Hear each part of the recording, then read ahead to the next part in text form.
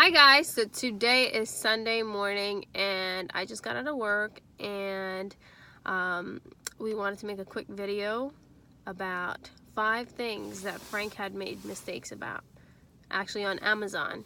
So 5 top mistakes Frank has made. We like to talk about them. So here is number 1, Frank. Number 1 is know your ranks. So when selling on Amazon, there's multiple different categories, and each category has a certain amount of products in it. So for instance, in the book category, I believe there's upwards of 30 million books listed. And in the toy category, maybe let's say there's 3 million. Now, these are guesstimates, but so 100,000 ranked in books is a lot different than 100,000 ranked in toys. So you need to know your ranks and what sells and what doesn't, because if you're listing 100,000 in books or toys, actually that's decent. It's very good in books. It's decent, very good in toys. In something in a category like software, 100,000, that'll be sitting and it will never sell. So you got to be very careful with your ranks. Know your ranks. I'll leave a link below to all the different ranks on Amazon and what to look out for. But that's something you have to know, and you learn it over time.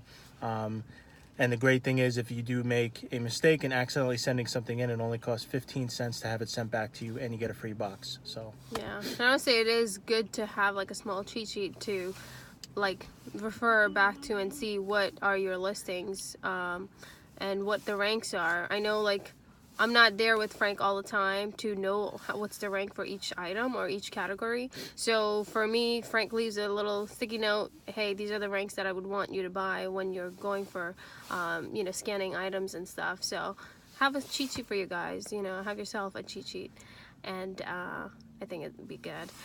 Number 2, Frank, what is your second mistake that you've made? Number 2 is there is under inventory in your Amazon dashboard, there's 2 links. One is suppressed inventory, one is stranded inventory. You got to check these from time to time, because a lot of times, especially when selling used stuff or one-off items, even when you're doing wholesale or retail arbitrage, there are things that you've either listed wrong, or there's an issue with the listing, or you're not allowed to sell that brand and you're using Inventory Lab and it doesn't necessarily tell you that you're not allowed to sell on this brand. So it's sitting in Amazon's warehouse, but it is not an active listing, and you could be losing out on having that item active because of one issue or another. So check your stranded inventory, check your suppressed inventory, and get those sent back to you, or call and figure out what's wrong with those. Most of the time I just have them sent back, figure out what the issue was, and then send them back in.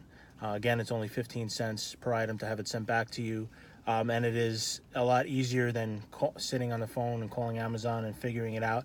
I recommend doing that the first time or two to figure these things out, but a lot of times you have to have it sent back to you anyway, and then resend it in the correct way. So Frank, is there a timing where you would draw all these stuff?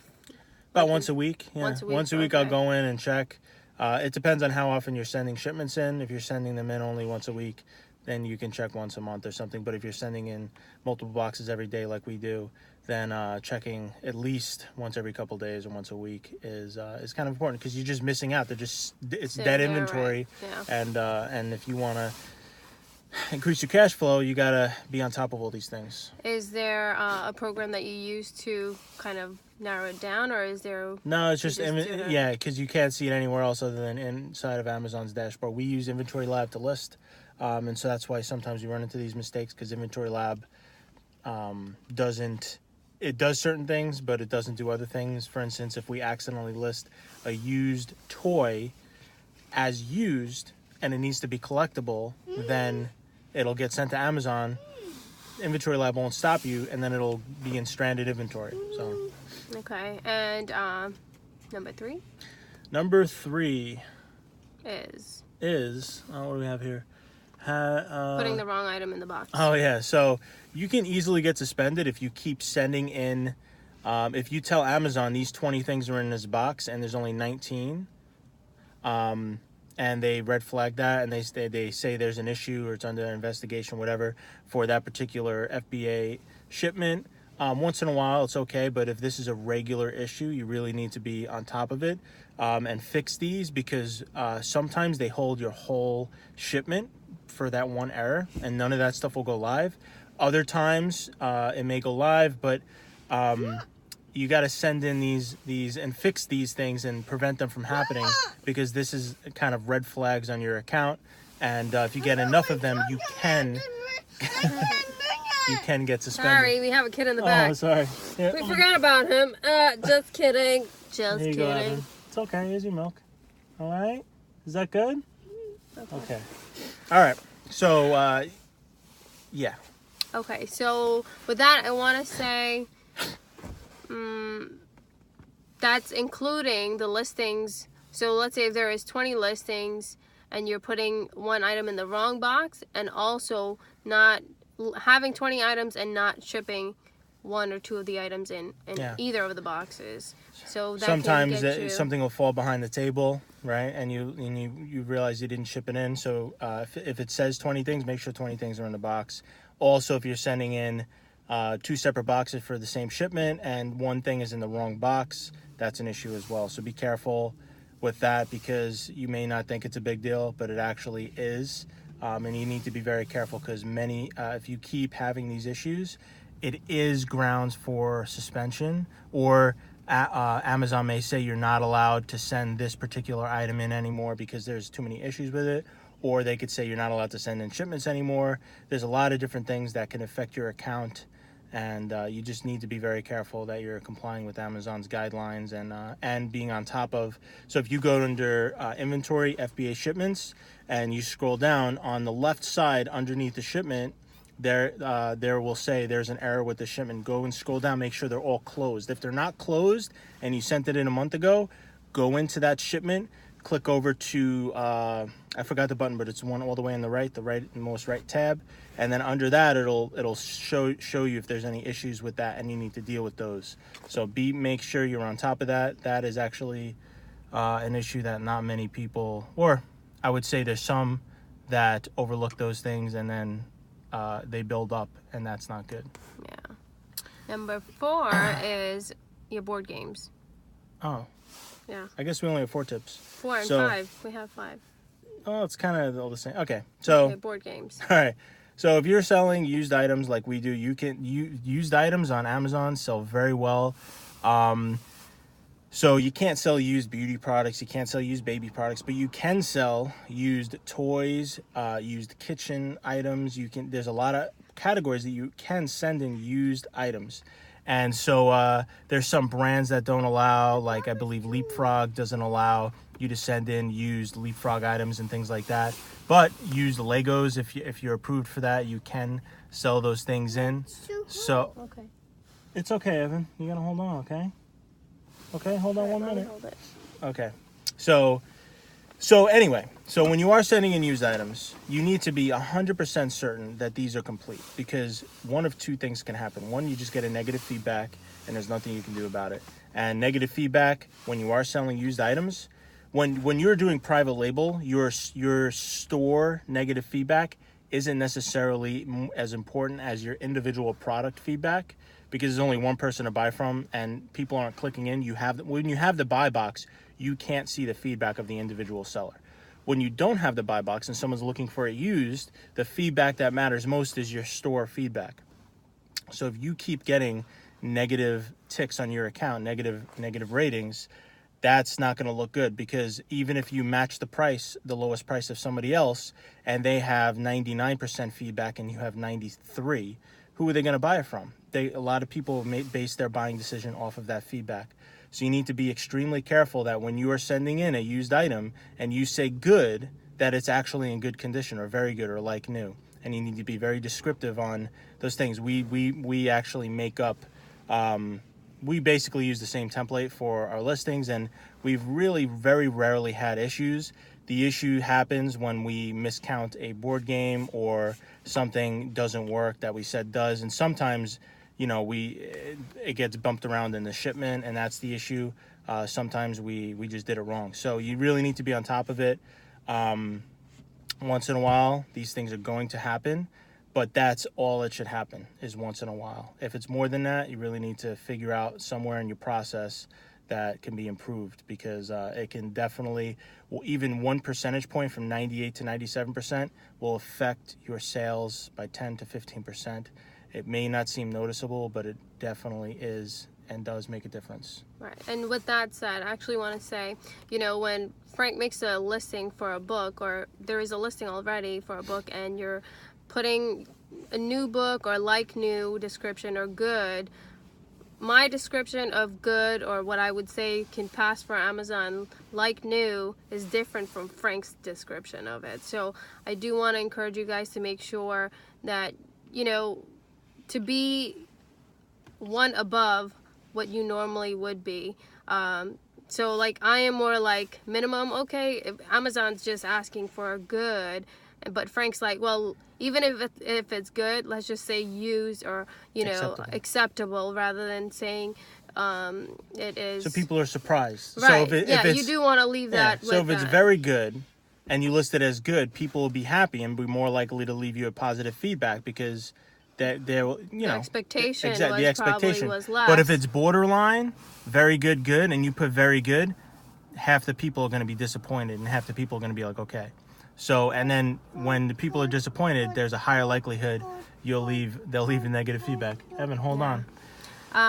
What else? And so what it also looks good on your business too, because you know, other employees who are working with you, they see that, you know, you're not just looking in for the money, you're not just chipping them off from, you know, bare minimum and trying to make a profit off of those type of listings, but actually being loyal and honest about, and just being courteous to you know, giving something extra to somebody even if they don't deserve it in that way. A lot of times you'll see feedback that says, you know, a book that's you know, in good condition, or like mint, and you'll put very good. You know, there's many feedbacks I've gotten that are positive feedback that have been from sending in items that are in better condition than what we say, and it really makes a huge difference. So definitely something. Number 5. Yeah. Okay, number 5. So this is specifically for used items. Actually for video remote control, like VCR. Yeah, no. Yeah, this is specifically for used items, but then I actually have another tip after this. So, specifically for used items, if you are selling like a VCR or a DVD player, some of these items sell very, very, very well, and for double or triple than what they sell on eBay. So it can be very, very profitable to send these into Amazon. But the most important thing and what we got in trouble for once and almost got our account suspended is these items. If it's a VCR that originally comes with a remote and the wires, you can't just send it in with the wires and not the remote and say in the listing, you know, excludes remote, right? We used to do that, and that is, I didn't realize that you're not allowed to do that. So this is the guidelines, right? If you don't have to send it in the original packaging.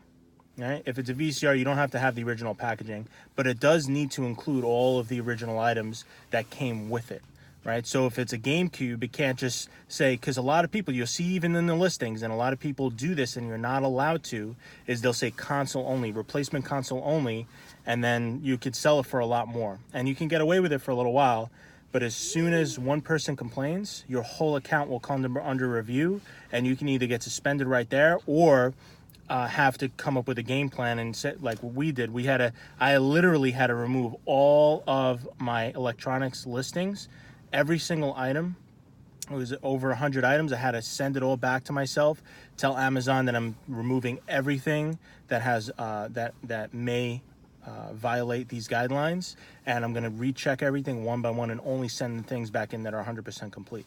So you do not have to have the original packaging, but you do have to have all of the original items that came with that.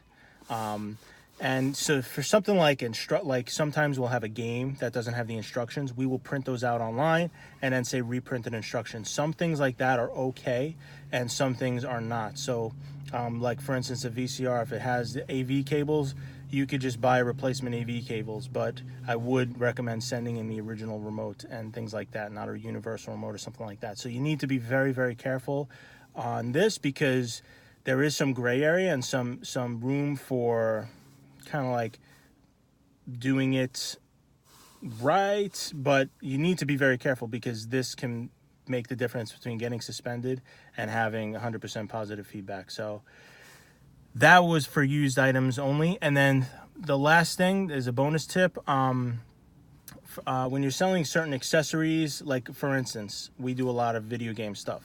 There's a original Nintendo NES controller.